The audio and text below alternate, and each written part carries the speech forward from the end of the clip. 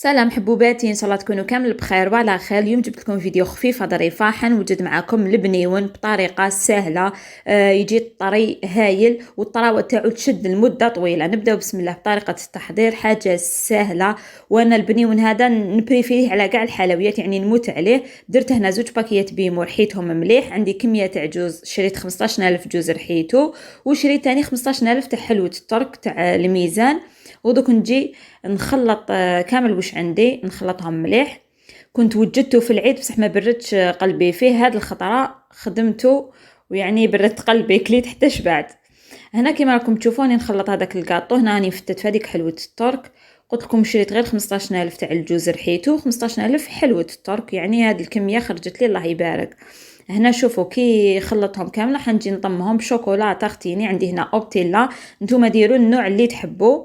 انا درت هذه تاع 350 غرام، ودوبت ثاني شويه تاع المارغرين، حوالي 2 مغارف كبار. ونجي نطم هذاك الكاطو كامل، نطمهم بهاد بهاد الشوكولا والمارغرين هذيك.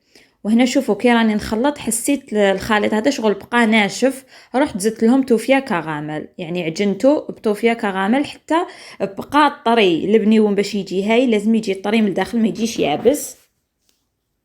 هنا كيما راكم تشوفوا هنايا في هذه المرحله اللي شوفوا كيفاش حسيته ناشف، رحت طميته بالكراميل وجيت شكلته دوائر كيما راكم تشوفوا هكا دوائر.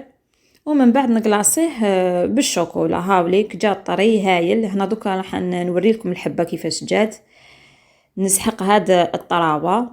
وهنا دوك واش راح ندير، ذوبت شوكولا دادا بالحليب في حمام مائي، ونجي نقلاصيهم كامل بهذه الطريقه، ونحطهم في كيس بلاستيكي غير ينشفون. ندير لهم تزيين بسيط بالشوكولا. اون بوش نحكم اون بوش نتقبها وندير خطوط صغار كيما راكم تشوفوا هكا.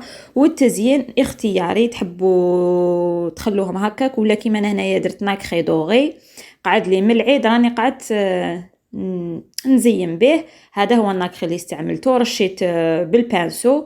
وهذا هو الشكل النهائي. بنيون هايل بزاف، اسمه بنيون يعني حيجي بنين. وشوفوا شحال طري، اكدوا لي على الطراوه.